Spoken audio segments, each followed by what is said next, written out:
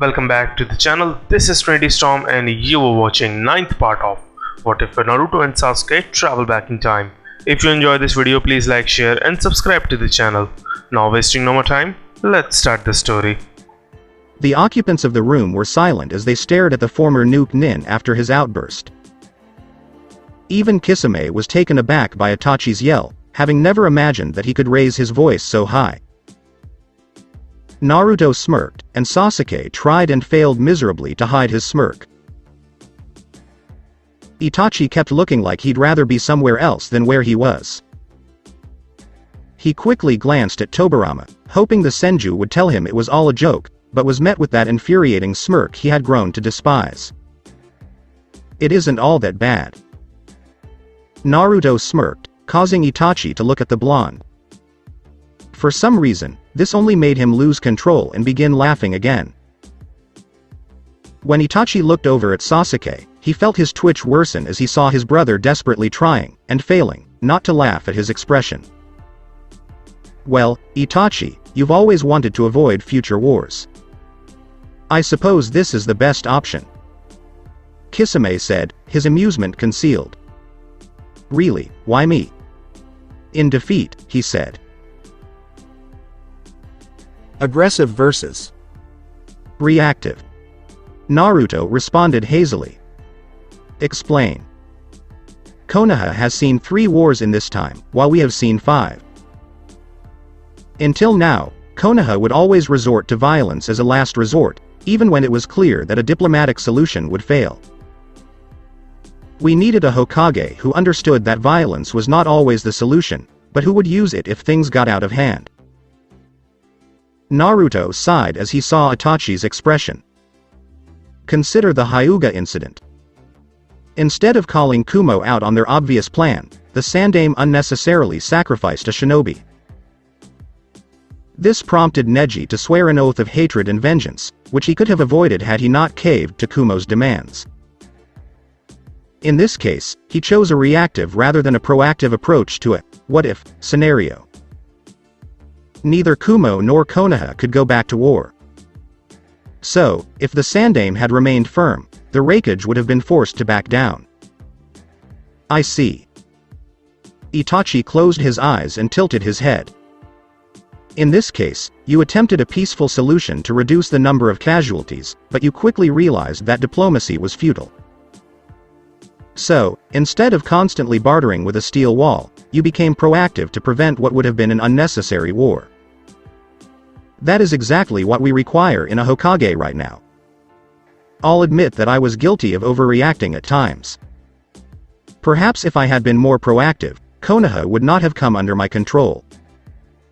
Naruto whispered the final part, but Itachi heard it. Additionally, consider it your punishment for attempting to shoulder everything on your own and dying on me twice. Sasuke added that he was getting snickers from everyone else in the room while twitching in irritation. He sighed and drooped after a few minutes. Fine. Hashirama beamed happily, nodding to themselves. You left out the best part. Tobirama also mentioned making Itachi raise an eyebrow. This is your clan's ultimate, fuck you, for being too impatient to let nature take its course. Itachi's eyes widened before he found himself snickering in delight. I suppose so. When is the coronation, and how much work must I complete beforehand? The coronation won't be for a few days, and as for work, you really only need to catch up on the village's status and reacquaint yourself with the forces. The last thing we need to worry about is your health. We've been informed that you're sick, and Tsunade will start working on the treatment as soon as you get a physical and the necessary blood work. Shishui's other eye will then be required for an ocular transplant. That piqued Itachi's interest. Why? What about the other eye? You got Danzo's stolen one back? Yes. The reason is that you were going blind, and we are aware of it. It would be difficult for you to complete your paperwork if you couldn't see. Sasuke would do the transplant with you, but he brought his original back with him and isn't sure if it would work. Given what we know about your relationship with your father, Shishui is our best bet. Tobirama confirmed the news. Itachi nodded, looking out the window at the monument and trying to imagine his face alongside the others, and groaned. This would take some getting used to. How is the village doing right now? I can't even tell if there was an invasion attempt. However, we still need to make a decision about Suna's participation. Furthermore, there is the matter of Orochimaru's bases and what remains of his men. Orochimaru's prisons and experiments, as well as the admittedly excessive number of missions still sitting in the mission office. The low quality of the current forces, as well as the fact that a group of genin were able to pass the majority of Jonin in 10 months. Granted, they had to go through a hellish training trip to do so, but that should have been impossible to manage. Let us not forget that a genin fought and disabled an unstable Jinchuriki without the use of Mokuton, Sharingan, or chakra chains. Sasuke responded with a puzzled expression. Where are the Chunin exam files? He asked quickly, causing Tobirama to blink in confusion. Hashirama just laughed and handed them over. Itachi read and reread the files in his hands for nearly 20 minutes, still stunned by what they were saying. He groaned as he sat back. You don't do anything half-heartedly, Naruto. What's the point? Furthermore, we don't know how future events will unfold, which means they must be prepared to fight the Jubi and Madara in just 3 years. It's better to be prepared than to be caught off guard, as we were the first time. You make an excellent point. Very good. He exhaled a sigh. After a very long month. And so it is with great pleasure that we announce that the Godem Hokage will be none other than Uchiha Itachi himself. Hashirama announced, attempting to conceal the smirk that threatened to spread across his face. Naruto had predicted this reaction. Silence stunned. Itachi sighed as he looked out over the crowd and fidgeted uncomfortably. He had a feeling this was going to happen. The sound of clapping, on the other hand, caught him off guard. I told you they'd be surprised it wasn't Tsunade. Tobirama laughed. Itachi gave a weak nod before nipping forward and closer to the edge. He took a deep breath after waiting for the applause to die down. I, like you, was surprised by the appointment with Hokage because I had not expected to be summoned into the open by the Hidden Leaf. Nonetheless, I have been. I cannot guarantee that things will be easy in the future, nor can I guarantee that there will be no conflicts. However, it is my hope that we can put our personal differences aside and allow Konoha to finally shake off the shackles of the past and move forward as a unified village, shinobi and civilian alike. The village hasn't changed a single thing in the 100 years since its founding, which has caused it to stagnate as a village and as a people. I'm hoping to change that. To usher Konoha into a time when old age is the most common cause of mourning. To a time when parents are not required to bury their children. Where the average shinobi's life expectancy is no longer in their 20s and civilians no longer need to fear another invasion. Where the term shinobi refers to protectors rather than assassins. An era of peace and prosperity that will last centuries, not just until the next Hokage takes the helm.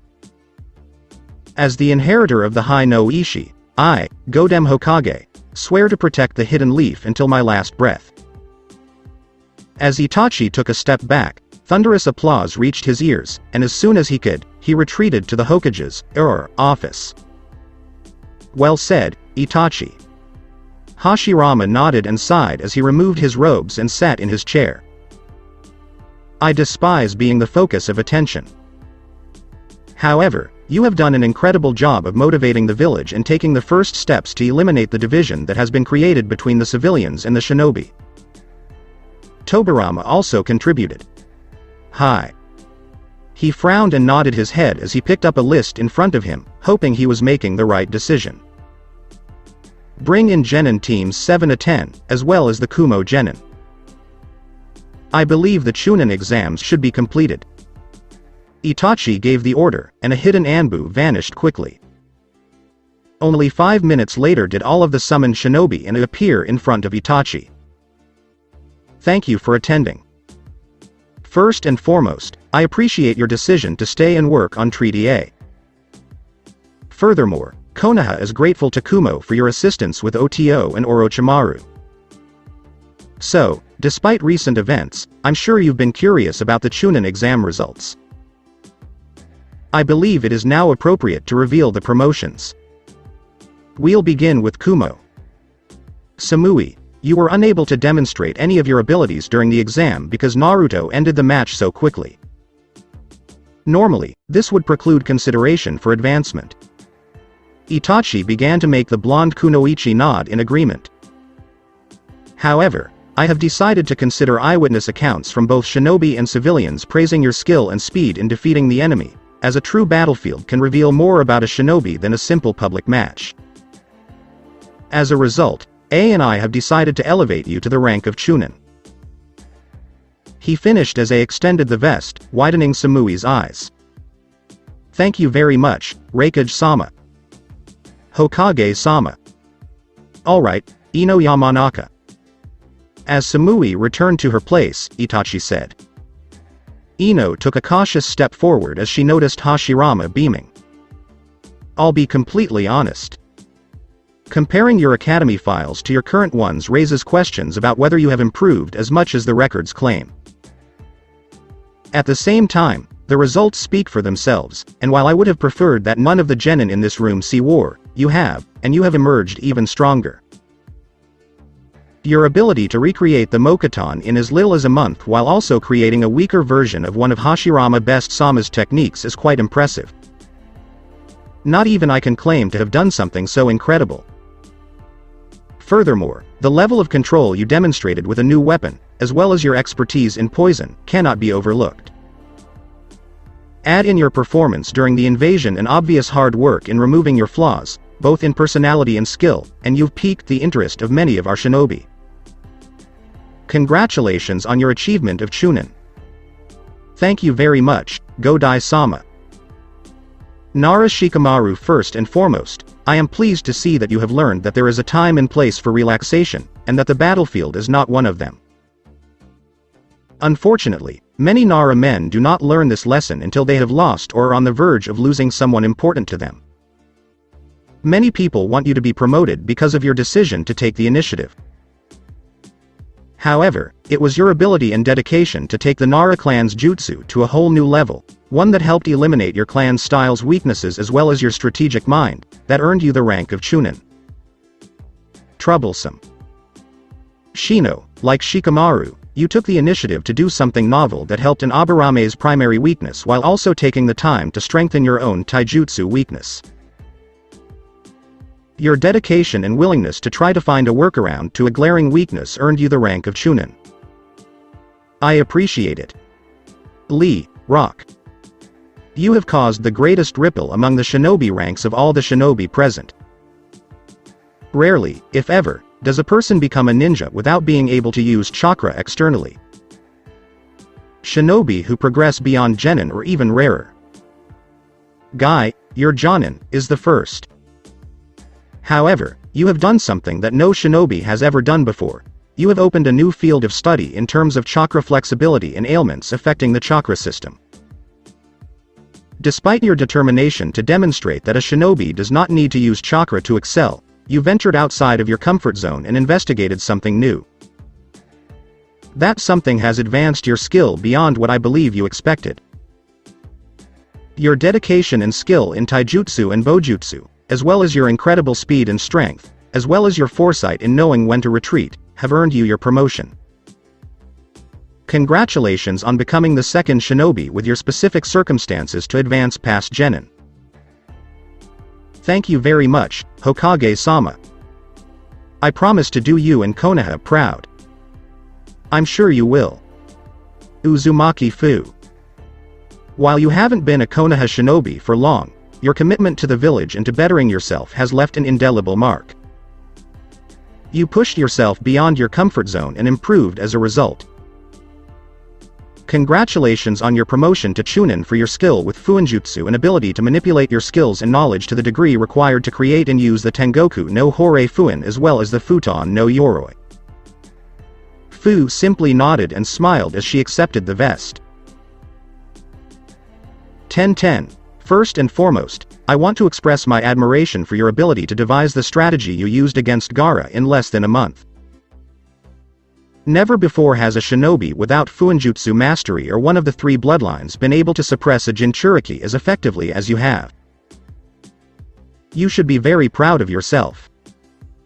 That, on the other hand, was extremely dangerous and should only be done as a last resort or with a team to cover you while you set up the seal. Itachi gave a deadpan. 10-10 blushed and averted her gaze. Congratulations on your advancement to Chunin. Hyuga, Neji, your shinobi file indicates that you were somewhat conceited up until 11 months ago and barely agreed to work with your teammates in any way that would show that you saw them as just that, your teammates. Itachi began to make him flinch. You, on the other hand, have overcome this and have even begun to mend the schism between branch and main houses. You finally accepted your father's death and moved on rather than looking back. You have the most noticeable positive change in a shinobi with so little experience, and I am proud of your personal growth. Just as you should be. That being said, personal development isn't the only area in which you've grown that has piqued your interest. The Hyuga who used to be a firm believer in the clan's taijutsu-only nonsense, stepping away and admitting that it was the wrong path has also gotten a lot of attention, particularly among the daimyo. Congratulations on your advancement to Chunin. Many people wanted you to be field promoted to Tokubetsu Jonin, but I don't believe you're quite ready yet. Your advancement also marks the first time an entire genin team has passed on their first try. Konoha was well served by you. Thank you very much, Hokage-sama, but the credit goes to Hinata-sama and Naruto-san. I would not have changed if it hadn't been for them. They could hold their hand out to help you until they turned to dust, but it wouldn't have done anything unless you chose to take it. Credit is given where credit is due. Hi. 7th team. I honestly don't know what I'm going to do with you. The daimyo has already requested that you be sent to the capital to join his ninja guardians. Eh? Itachi chuckled. I politely declined his request, citing the three of you as the driving force behind the massively noticeable changes among the genin and the rest of the forces. As a result, you are more valuable to Fire Country than you were in Konoha. However, I have received several requests from the Anbu requesting that you also be drafted. As tempting as it is to know that your skills are far superior to your peers as a result of a suicidal training regimen, none of you are prepared for the Anbu. However, you are far too talented to be placed as Chunin, and remaining genin would be a waste of your abilities. After much thought and discussion with my undead predecessors as well as Anbu commanders, it was decided that for the first time in history, an entire rookie team of genin would be promoted to Tokubetsu Jonin immediately after passing the Chunin exams in conjunction with your performance during the invasion. Furthermore, you will be evaluated at random over the next year until the Jonin exams to determine your readiness. If you demonstrate readiness prior to the exams, you will be field promoted to Jonin. If you aren't, I strongly advise you to take them. Congratulations. Ah. Thank you, Itachi. Naruto stammered in surprise. That was not one of the things he had anticipated. Hinata's expression mirrored his. Sasuke was staring through Itachi, almost as if unable to comprehend what was going on. Now it's time for the rest of you. Eyewitness accounts of your battles during the invasion, as well as your exam performance, have earned some of you a field promotion and others special consideration for the next exam. A turn to face Karui and Omoi at this point. Omoi, you have earned a field promotion for your quick thinking, which resulted in the safety of a mother and her children, as well as intercepting a squad of shinobi attempting to infiltrate the Hokage Tower while en route to defend the hospital. While I cannot yet promote you due to your temper, you have received a note in your file to be considered for the next Chunin exam. Hello, Raikage-sama. Choji Akamichi and Haku Yuki, you both demonstrated excellent teamwork and coordination with your fellow shinobi, and many have praised you for taking command when your assigned team leader was severely injured in combat. You have also received a field promotion to Chunin based on the recommendations of the shinobi you were with and other eyewitness reports. Congratulations. Itachi's words caused their eyes to widen in surprise. Konoha nins, stand tall. For the first time, the entire rookie class from a graduating class has passed, regardless of whether you started here or not. You have much to be proud of, and I am confident that you will continue to be the leaders who guide future generations in the right direction. All while motivating current academy students to work hard. You deserve your vests. A month had passed since the official end of the Chunin exams, and many of the shinobi had returned to their normal routines. However, gossip about the promotions of an entire graduating class was still common. The shinobi in question had simply thrown themselves into their training, more determined than ever to continue improving in preparation for the impending Fourth War. None of them had slowed down, and it had become common for one of them, or even an entire team, to struggle back to their homes at night, only to get up and repeat the process. Every one of them believed that they could still improve their skills, and the improvements were visible on every mission as they reacted, ended fights, and completed missions faster and faster each time. Each former genin had been working with the resurrected cages to improve in a variety of ways. Shikamaru and Shino spent a lot of time with Tobirama getting advice on how to improve their jutsu creation skills as well as how to improve the weaknesses of each jutsu they had already created. It was surprising how well the three seemed to bond despite never speaking of anything other than jutsu. Fu, Ten, Karen, and Naruto spent a lot of time with Mito learning their clan's style and hidden jutsu, as well as getting Fu the help he needed to create the same bond with Chome that Naruto and Kurama had, as well as controlling the chakra. Ino's training included clan training, poison creation and interrogation with Anko, and extensive work with Hashirama on her Mokuton jutsu. Ino was occasionally teaching Hashirama a new creation of hers, using Hashirama's advice and training methods, as well as the creativity and unpredictability she had picked up from Naruto. Choji and Lee were working with Hashirama and Guy to smooth out the rougher edges of their taijutsu, while gradually identifying and eliminating many of the elements that caused the harmful backlash in their styles. This meant a change in diet and modified poison resistance training for Choji, which gradually but steadily made him immune to the harmful effects of the special food pills while also teaching him how to do the transformation without them. For Lee, this meant more training aimed at increasing his body's endurance and strength in order to withstand the effects of opening the gates and acclimating his body to internal nature transformations. Haku and Hinata were working together to improve their flexibility, and Tobirama was working with them to improve their chakra control to the point where they were competing with the late Hokage for who had the best control. Tobirama had also found an apprentice in Haku and had been working on bringing her water control up to par with his. This also aided her Hyoden because she was learning how to draw water from even the driest conditions, which she had never been able to do before. Meanwhile, Neji had been ignoring the clan in favor of practicing his new Juken style. It was something he was enjoying and he cursed himself for not doing it sooner. The more he practiced his new style, the more he realized how limited and ignorant the clan had become of the Juken's obvious weaknesses. He was relieved that he had discovered the truth before it was too late. It wasn't just the genin who had been working out non-stop. They were determined not to be surpassed after witnessing 3 genin advance all the way to special jonin in less than a year after graduating. Regardless of the fact that 2 of them were time travelers and the third was under their tutelage. Kakashi had already been honing his skills in order to avoid becoming overly reliant on the Sharingan and to stay ahead of his genin.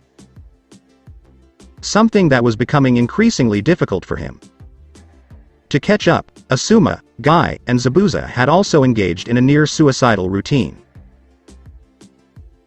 The effects of the promotion had not been limited to them alone. To avoid being outmatched by the rookies, all of the shinobi in the village had increased their training. Itachi had ordered those who hadn't seen a point to do so because he wanted the village to be as prepared as possible for the impending storm.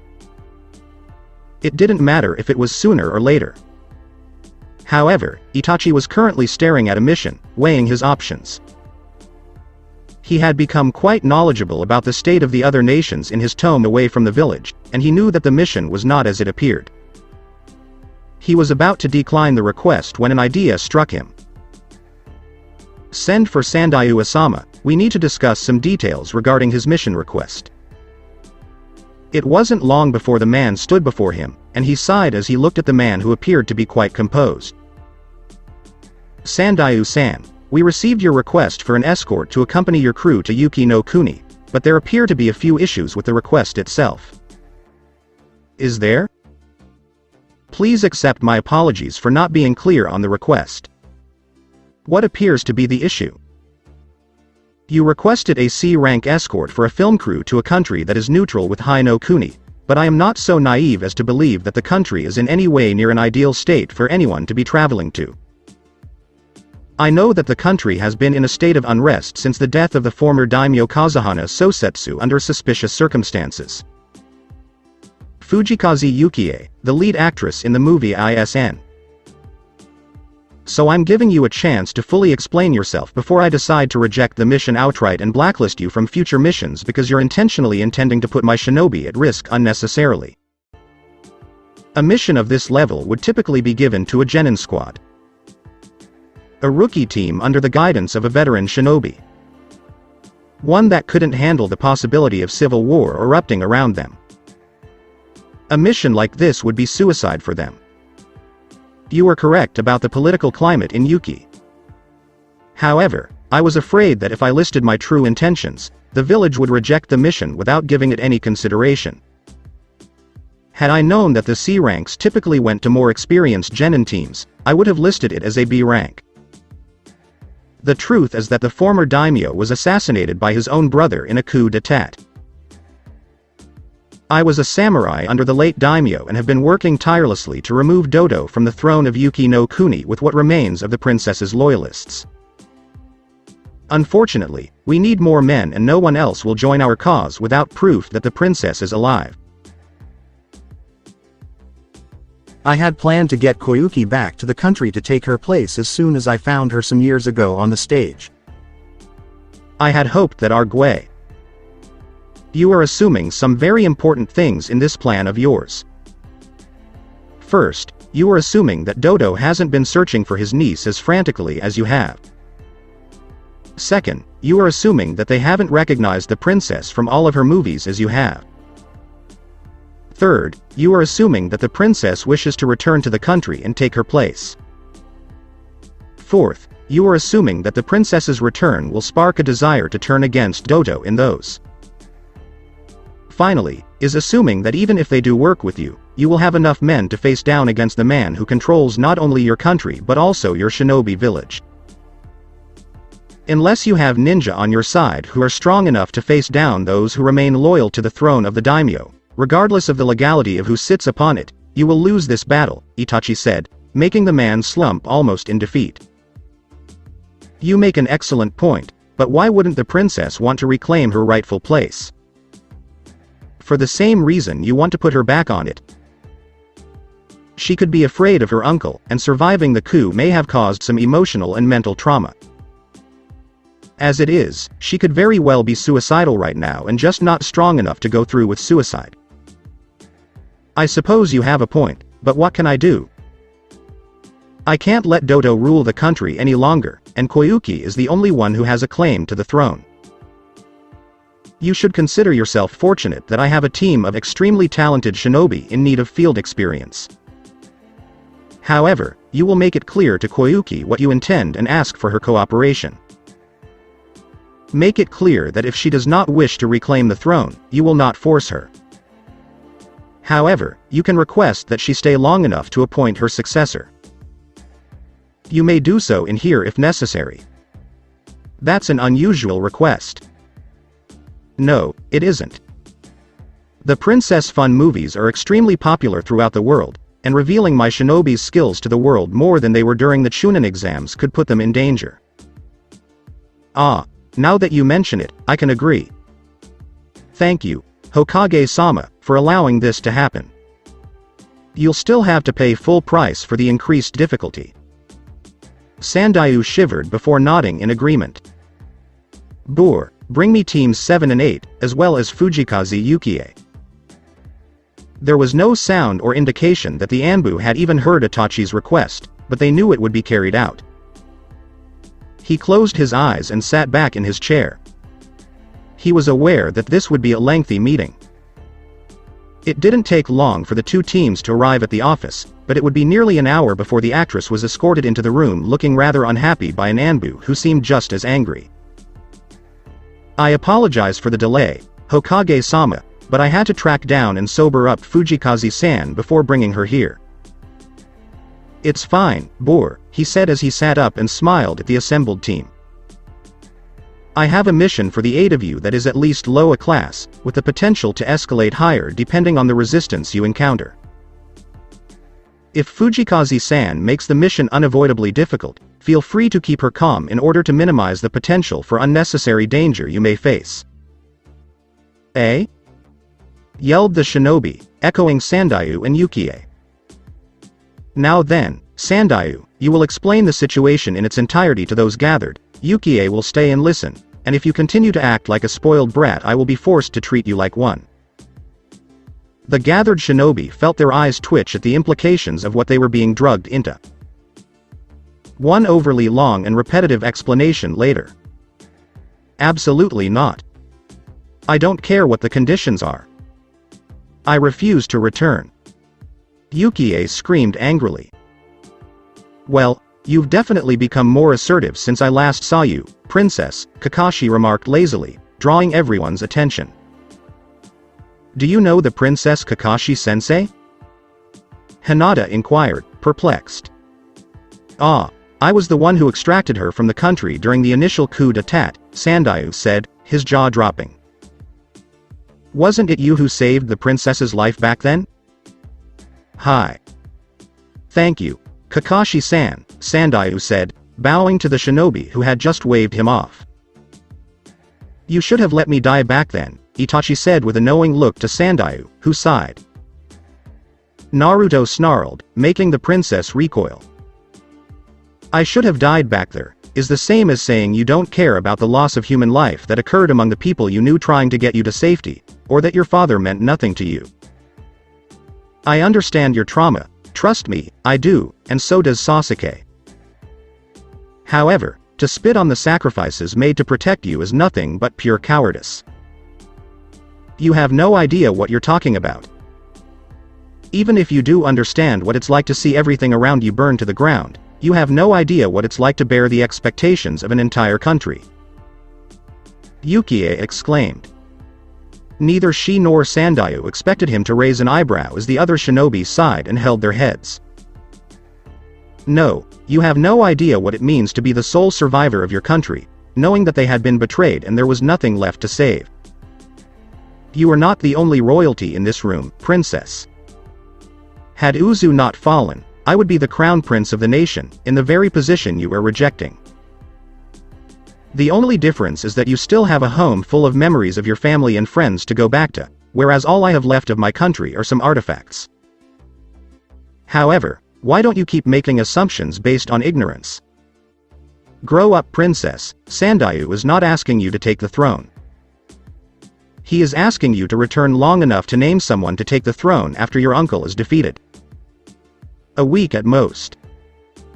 Then you would be free to wallow in your misery and remain a bitter, angry, unpleasant person who will remain alone in life because you refuse to let anyone get near you.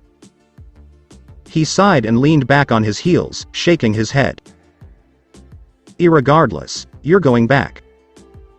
We were hired to keep you safe until the end of the movie and assist in retaking the throne for you or whoever you nominate, so I suggest you grow up and start acting your age instead of a whiny, spoiled 6-year-old who isn't getting her way. When do we leave Sandaiu-san, Hokage-sama? Naruto asked, turning to face Itachi, who had a. That is between you and Sandaiu to decide, Naruto. Kakashi and Zabuza are here to observe and evaluate your performance on this mission. Remember what I said. The only thing holding you three back from Jonin is experience and mission records. They will assist in the fighting, but you are in charge of this mission. Sasuke will act as second in command. You can't be serious? They're just kids. Uchiha exclaimed. Kakashi-sensei was just a kid when he saved you, Hinata pointed out, making her blush. Furthermore, these three aren't just kids. They are shinobi who were able to uncover a planned invasion to the village and turned the invasion on the attackers, all while single-handedly taking out the biggest threats in the invasion. They have more than earned their ranks. Itachi informed them. Sandayu nodded, and the teams smiled as they heard the compliment. Uchiha-san, isn't Doto after more than just your life? Kakashi inquired. She sighed and held up a hexagonal crystal for all to see. No, he wants this, but I'm not sure why. Based on our information, he most likely believes it will unlock whatever weapon your father built in his final days, Zabuza speculated. There is no weapon. Father hated weapons and only ever tried to use Yuki's technology to help people. He was always going on and on about how spring was coming to Yuki no Kuni. What a joke, snorted the actress. If Doto is after the hexagonal crystal, it would be safer away from Uchiha, and it would also ensure that if she is captured, he is forced to keep her alive as a bartering chip for the crystal, Sasuke replied, knowing full well what was going to happen. Uchiha just shrugged and carelessly tossed it at the shinobi. Hinata quickly sealed it away after catching it. We should leave soon. The more time we have on Doto, the less time he will have to ambush us, Hinata joked, prompting Naruto to nod. He sighed as he turned to face Sandayu. Do try to have the crew ready in 2 hours. We will leave with or without them. Uchiha, if you run away and delay our departure, I will send Zabuza to track you down, and I can assure you he will hate every minute of it and may knock you out in spite. As he approached the door, he paused and looked at the princess with sympathy. Don't you think your father could have built a way to bring spring to Yuki with all of your country's technology? It wouldn't be that difficult, nor impossible, seeing as technology does exist that can artificially create snow, he mused as he walked out the door, leaving Uchiha and Sandayu stunned. A few days later. The mission had gone off without a hitch the first time around. Despite the fact that Uchiha remained combative and incooperative throughout, she had yet to attempt to flee. Apparently. Zabuza's threat was more than enough to keep her with the rest of the crew. Unsurprisingly, the crew was overjoyed to learn what was going on and seemed even more eager to begin filming the film. They were disappointed, however, when they learned of Itachi's restrictions on the ninja appearing in the film. But that didn't deter them for long. Nonetheless, Naruto was wary, remembering how the ambush went the first time. He was constantly sending patrols and clones into the distance to scout ambush locations, while Hinata scouted with her Byakugans. Sasuke was meditating and recalling everything he remembered about the first encounter and fights, while Kakashi and Zabuza smiled at the fledgling shinobi's dedication and preparedness for the upcoming mission. Meanwhile, Shino, Haku, and Fu had the unenviable task of staying by Uchiha's side while the movie was being shot. If someone later asked how their experience on the movie set was, they would easily respond that it was disappointing. Naruto called a meeting with the shinobi as the night's filming came to an end. As you may have guessed, Team 7 was assigned this mission the first time around. Unfortunately, we walked into this mission blind, but that is no longer the case. The leader of the shinobi opposition is Nader Roga. You should remember him quite well, sensei. Hi. He is proficient in taijutsu, but he has neglected it in favor of over-reliance on chakra armor, which he and the other shinobi, including Doto, wear, and he is proficient in the use of Hayaten-based jutsu, Haku and Zabuza exclaimed. I'm afraid he isn't related, and his Hayaten was learned rather than inherited. It allows him to manipulate the ice and snow around him, but not control over the element itself, as Haku's bloodline does. All shinobi can use Hayaten ninjutsu in the same way. However, the problem is the chakra armor. Unless you get around it or overload it, which only a Jinchuriki is capable of, they are technically immune to everything except taijutsu. The armor can project a shield to protect them from projectiles and absorb the chakra in jutsu sent at them, giving them a secondary source of chakra to pull off of if necessary. Sasuke quipped, making them all sweat. Nader works with 2 other Ukigakure shinobi. Fubuki Kakuyoku, who is pretty much the same as Nader in her over-reliance on chakra armor, has functional wings built into hers allowing her to fly at high speeds. She is cocky and frequently taunts her opponents and can be easily distracted. The third member is Mizore Fuyukuma. He is also over-reliant on chakra armor but has tied the shinobi around him knotted, taking in the information. The last time they attacked was tomorrow morning when the crew stopped to film on an iceberg. We should take them out quickly. The less Dodo knows about us, the better. Fu, with your ability to fly, I want you to handle Fubuki. Sasuke, I'm sure you can handle Mizore. Zabuza, Nader is extremely cocky but does have some skill. Take him out quickly. Expend no more energy than necessary. Sakura? Hinata exclaimed, stunned. Yeah, Sasuke admitted, his sweat dripping.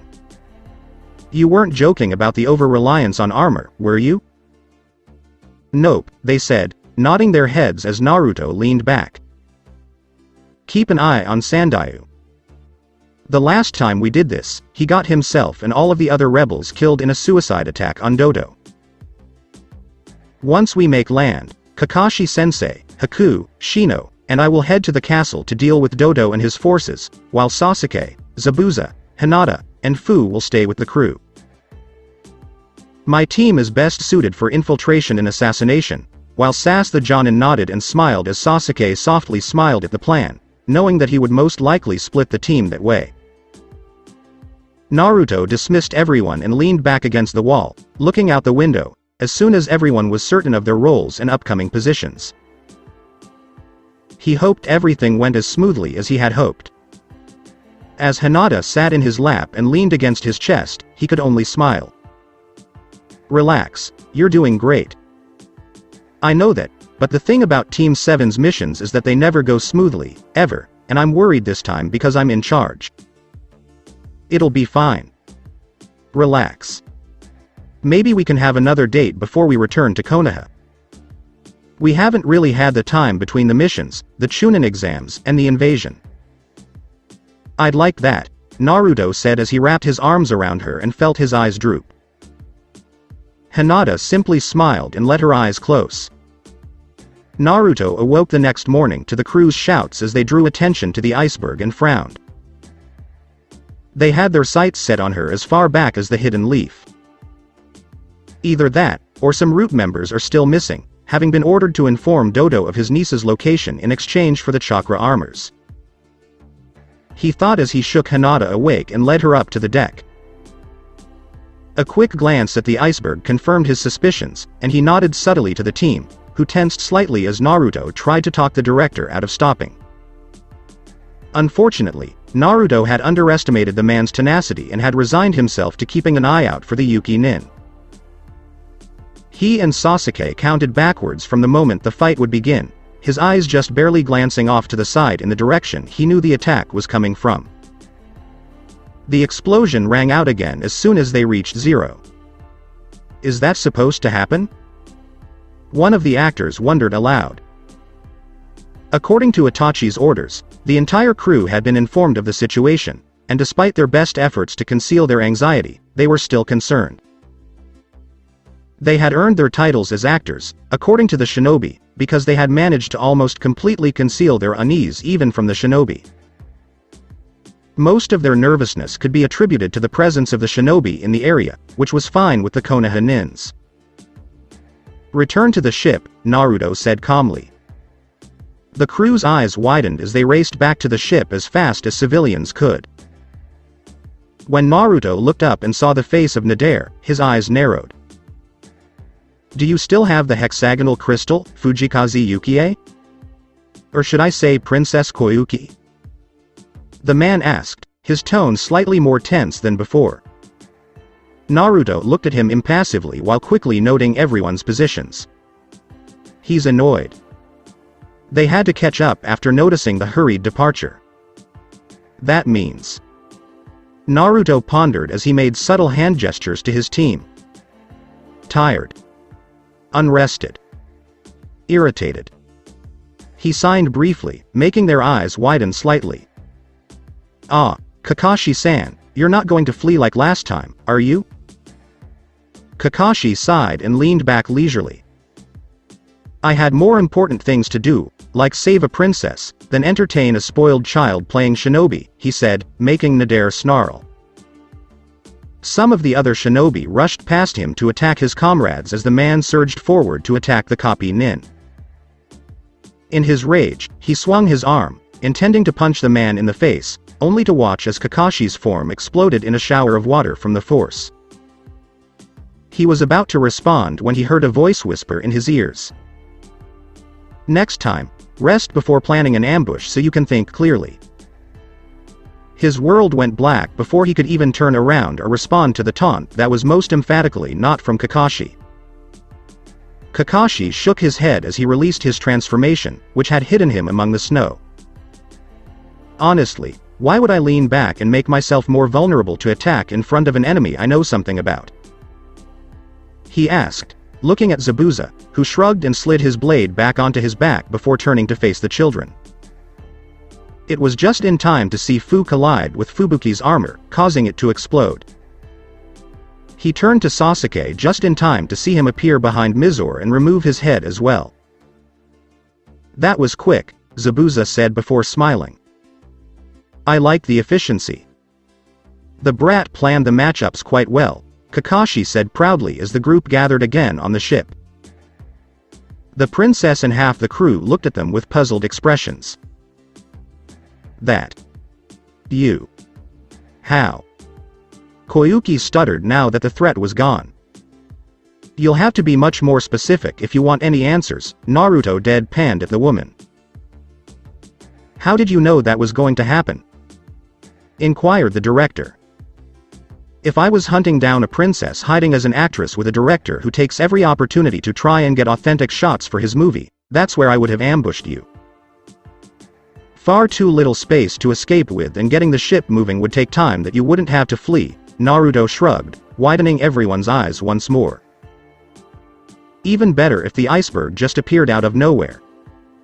It was an obvious trap. Why do you think I wanted to keep moving?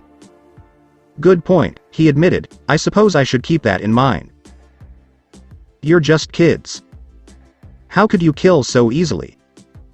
Exclaimed Koyuki.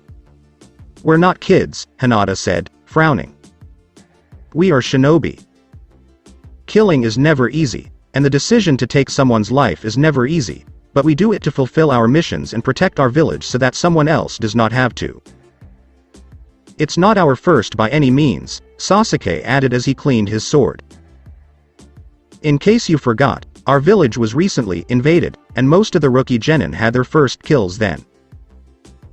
All of the younger shinobi here were rookies when it happened, and they have already seen war, Zabuza countered, looking up at the sky. Kakashi and I are both war veterans. Remember, if we don't kill them, they might kill you. The silence was unsettling for a few minutes before the film crew shook it off and put the equipment away, deciding that no one was in the mood to film at the time. Naruto sighed and looked towards the horizon, trying to figure out what Doto would do next.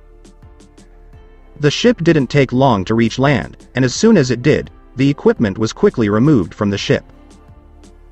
Zabuza sighed as he watched the operation, wishing he had been on the assassination team once more. He could see why Naruto had asked him to stay, but he didn't like it. After all, he'd have plenty of water to work with for his jutsu out in the open, and the weather was similar to Kiri's winters. He was more familiar with the terrain, so he would have the better footing of the two experienced jonin.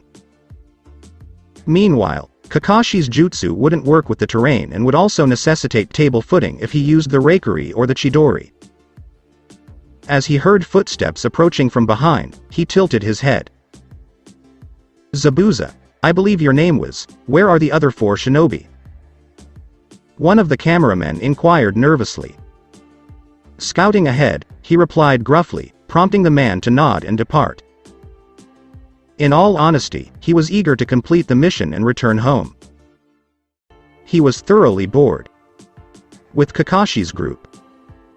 "We're almost there," Naruto signaled to the rest of the team, who silently nodded in response. They had decided to travel quietly in order to avoid drawing attention to themselves. As the castle came into view, Naruto nodded and slowed down to get a better view. "He's arrogant." There were 16 guards outside and only 1 inside. Almost none of them have genin chakra that is above a certain level. Dodo is still in the castle, most likely awaiting the return of Nadare's team. "Do you recall the plan? I'm supposed to find the blueprints for the chakra armor and other weapons and either confiscate or destroy them," Shino replied. "You want me to find and jutsu scrolls or artifacts stolen by Dodo over the years, with a primary focus on Uzu artifacts and Haiden jutsu." Haku quickly signed. "I'm to take out the guards who are most likely to interfere with your fight and then regroup with Haku and Shino.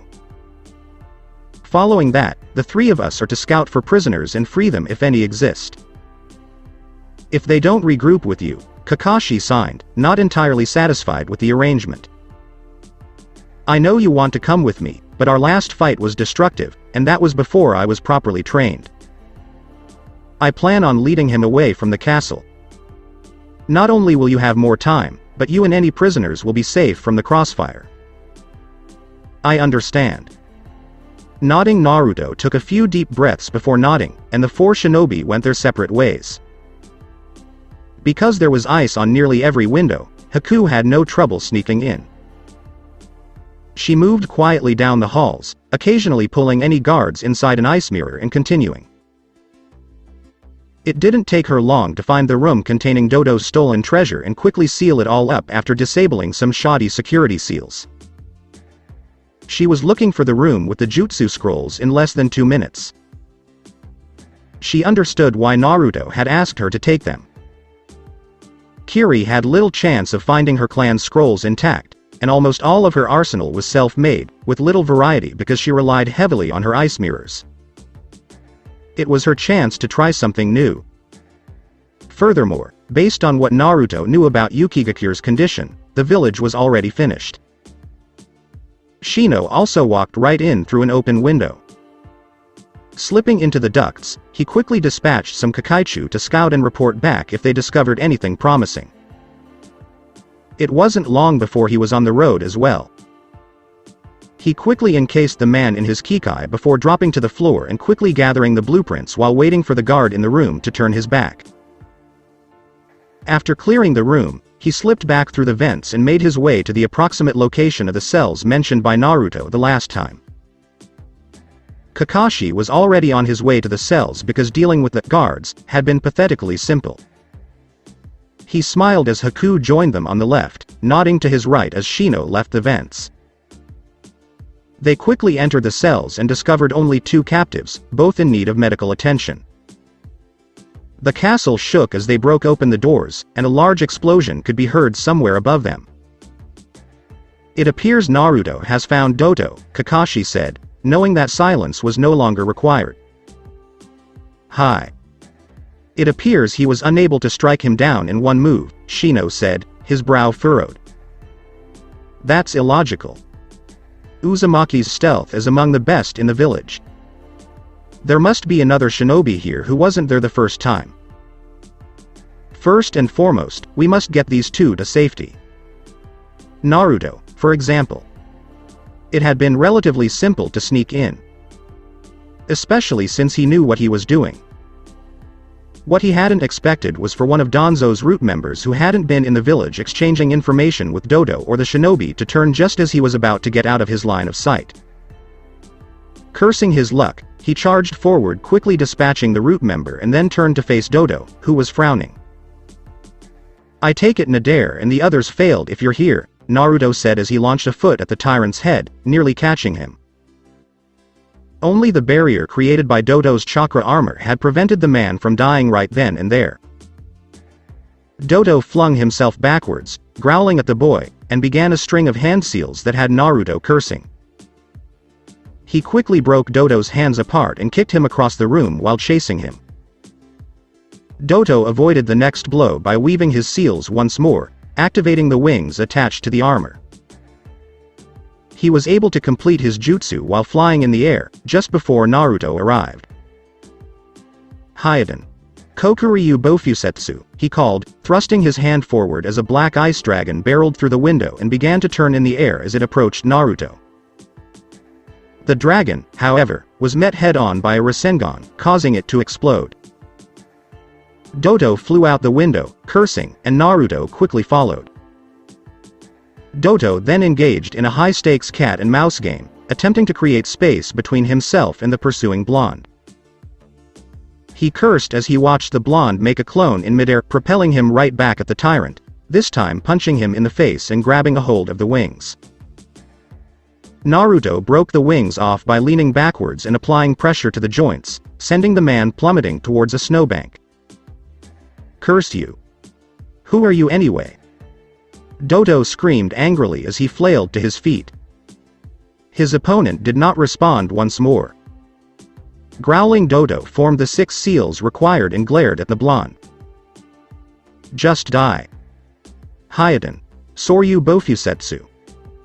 2 black ice dragons charged at Naruto before merging into a massive tornado.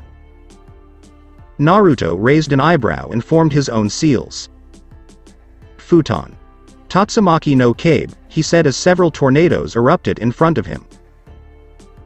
However, the tornadoes quickly merged and formed a much larger one that not only overpowered Doto's but also continued on its path and swallowed the tyrant. Doto's armor was quickly destroyed by the ice shards flying around him inside the swirling vortex. The blonde's second jutsu was the last thing he would ever hear. Kaden. Gokakyu no Jutsu. The tornado erupted into a spiraling column of flames, devouring the man alive, leaving only partially melted metal and charred bones. Sighing with relief, Naruto leaned back as Kakashi, Haku, and Shino knelt beside him, grimacing at the sight. "Are you all right?" "Yeah. Now that this is finished, we can finish our mission and go home," Naruto said as the others nodded. He was eager to return to the Hidden Leaf and continue his training. He was just hoping there would be enough time. So that's it for today. I hope you guys enjoyed it. Don't forget to like, share and subscribe to the channel for more awesome stories like this. Thank you. See you all in my next video.